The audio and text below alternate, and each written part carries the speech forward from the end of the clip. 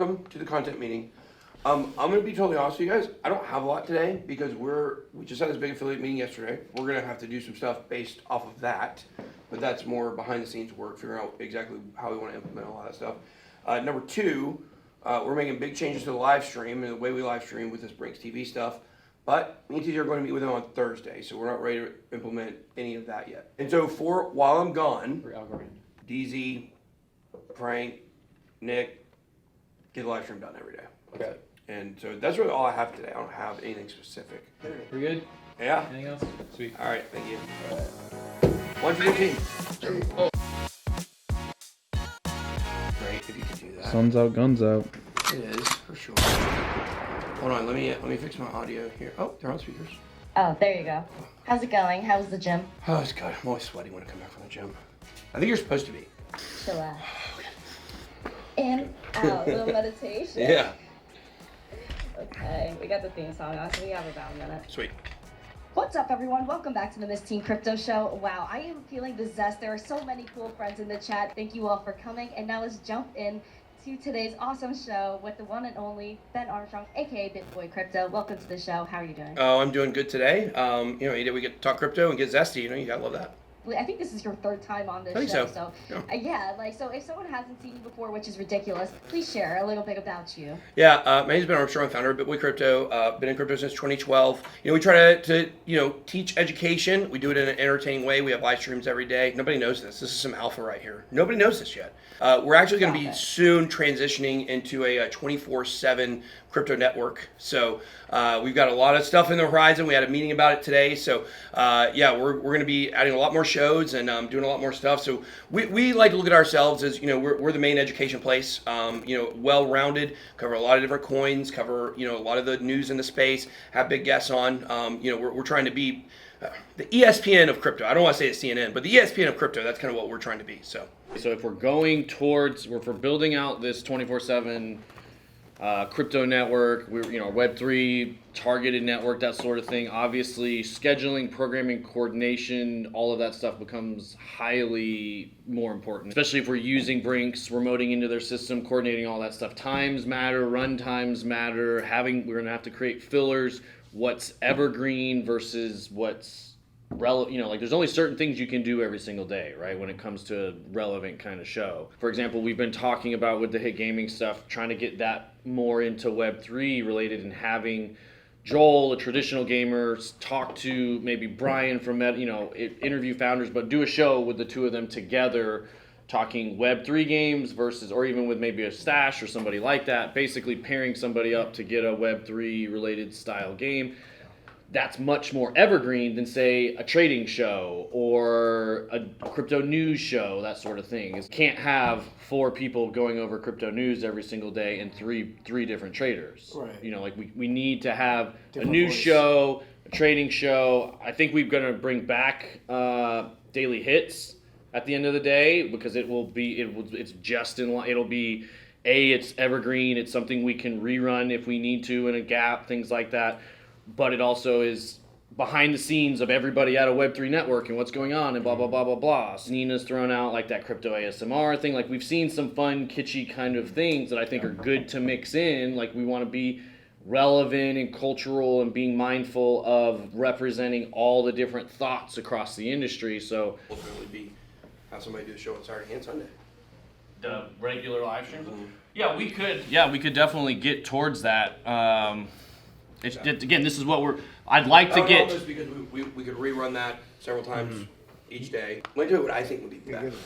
What would be better is if we could find more people to fill in on the show for me. We can do that. And we could test them on the weekends and see how audience reacts to them. And keep in mind too, there's going to be a lot of fluidity as we're getting into, we're testing ATB with Brinks because it's the most complicated one. Yep. Assuming we're going to learn a lot about that, but it's going to change once we get over to Brinks and we're not doing as much switching and stuff from here. Yep. It's going to change the look and feel of a lot of our shows. I don't even know. Maybe I'm still on the morning live stream. I've already thought about that. Yeah. I think for Round the Blockchain specifically, we still need someone in the chair, and their whole job will be to send over the question.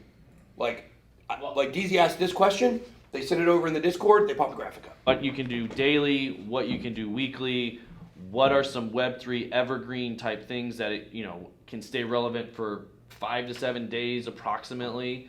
Another way that you can fill if needed with also providing value and making money are things like I have a lot of evergreen stuff on my channel that can bring in money, like how to short the market, how to make money when it's going down, how to use market cipher. These are all things that will provide true value. We're going to teach you how to use the indicator, but like if you want to sign up, use our code.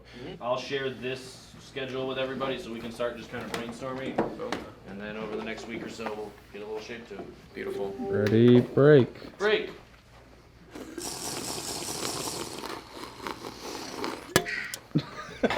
So down here is the, so I bought the house because this was all empty. Yeah, looks familiar. And created this really, really cool house. Yeah. It's cooler than my house. So this is the, Oh, look at this. This is what he was showing. This is what I was telling you about. gosh. You're gonna love this. oh, Yeah. you're gonna like how this is set up. Yeah. So the way that I ended up setting this up Yeah. was, so I've always worked out of the house. Yeah. So, and I've always, don't record me, man. Yeah. Yeah, so this is a virtual setup, and You play guitar too? I do. Nice. So I record, we do all this, and this is Herbert. Herbert, this is everybody. Herbert, my guy. So this has if you know anything about the virtual studio space, so this is NCAM with zero density with Unreal Engine. Yes. So up on there, we just have this as our background. Have the screen go up and down. Like you can just have anything that you want. And what's super cool about this, and the way that this is set up, is once you set up all the tracking, so that is seamless, right? To go up and down. We have it looking computery, right? You can make it ultra realistic. Right. We just chose not to. We were like, But what's cool is that because you have all your markers, so this is literally exactly what ESPN has for, if you actually watched the Sports Center. Yeah. Walk in there. Walk in there. Like obviously this is lit. You see like the. Oh, that's where I am. Oh, so that's how you see yourself. Yep. I always wondered how Tony Reali saw himself, Tony Reality's on a virtual set exactly. Yeah, Exactly like this. Literally I'm exactly. turned like on this. right now. I see myself, that turns me on, number one. Number two, thinking about what we can do with this. Yep. Pretty good. This is exactly what you see. So when you see the scores on the games and it has the logo that flies over Monday night? Yeah. The exact same setup. They just have it on the spider camera.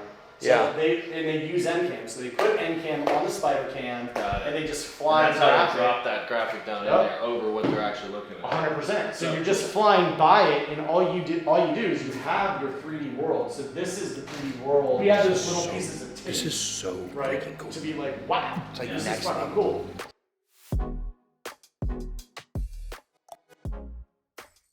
So just a learning process. I know you guys have connections within the broadcast space and the over-the-top space. We've got a lot of connections on the content producer side.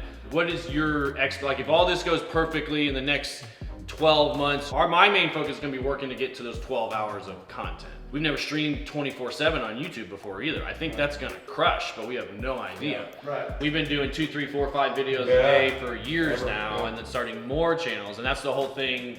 Our slogan's create more. It's like we want to always be improving, always be putting out more content, more information that impacts people. We're going back down. I really appreciate the nap. I don't know what happened there. Well, no, I just wanted I just to sit here and listen to teach guys. They're like, man, this is a comfortable couch. getting the face to face. Yeah. Is important to us, and I'd much rather talk through things than go back and forth on email and all that. Yeah.